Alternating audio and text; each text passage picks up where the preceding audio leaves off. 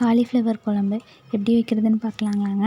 இப்போ தான் நம்ம வீடியோ ஃபஸ்ட் டைம் பார்க்குறீங்கன்னா லைக் அண்ட் சப்ஸ்கிரைப் பண்ணிடுங்க. மறக்காமல் பெல் ஐக்கானை ப்ரெஸ் பண்ணிக்கோங்க. வாங்க வீடியோக்குள்ளே போகலாம். இதுக்கு 10 சின்ன வெங்காயம், 4 தக்காளி, கேரட்டு, உருளைக்கிழங்கு, காலிஃப்ளவர் எடுத்து வச்சுருக்கேன். உங்களுக்கு என்ன காய் பிடிக்குமோ அதை எடுத்துக்கோங்க. ஒரு கடாயில் எண்ணெய் ஊற்றிட்டு கடுகு, வெந்தயம், ஜீரகம் போட்டுக்கலாம். இது மூணும் நல்லா பொரிஞ்சதுக்கப்புறம் கருவேப்பிலை போட்டுக்கலாம். நல்லா பொரிஞ்சதுக்கப்புறம் வெங்காயம் கட் பண்ணி வச்சுருக்கேன், அதை போட்டுக்கலாம். உப்பு கொஞ்சம் போட்டுக்கலாம்.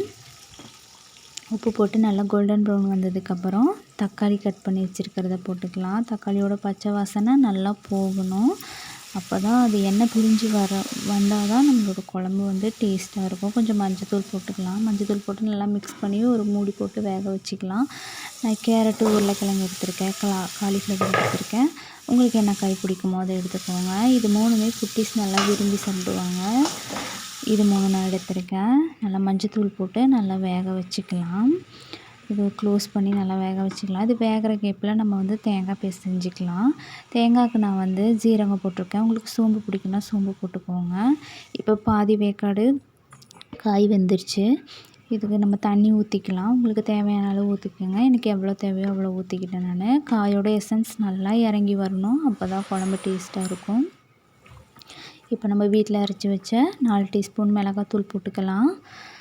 மல்லித்தூள் போட்டிருக்கேன், தனி மிளகாத்தூள் போட்டிருக்கேன். உங்களுக்கு எவ்வளோ காரம் வேணுமோ அவ்வளோ போட்டுக்கோங்க. நாங்கள் வீட்டில் கொஞ்சம் காரம் சாப்பிட்றனால போட்டிருக்கோம். இதை நல்லா எண்ணெய் பிரிஞ்சு வர வரைக்கும் ஒரு மூடி போட்டு நல்லா க்ளோஸ் பண்ணி வேக வச்சுக்கலாம்.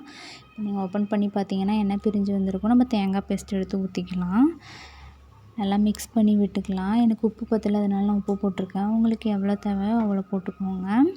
இப்போ கொத்தமல்லி தழை போட்டு இறக்கிடலாம். வேறு ஒரு பாத்திரத்துக்கு மாற்றிக்கலாம். இதை நீங்கள் குட்டீஸ்க்கு செஞ்சு கொடுத்து பாருங்கள். பூரி, சப்பாத்தி, சாப்பாடுன்னு எல்லாத்துக்குமே ரொம்ப அருமையாக இருக்கும். எப்படி இருக்குன்னு சமைச்சு பார்த்துட்டு கமெண்டில் சொல்லுங்கள். பாய்.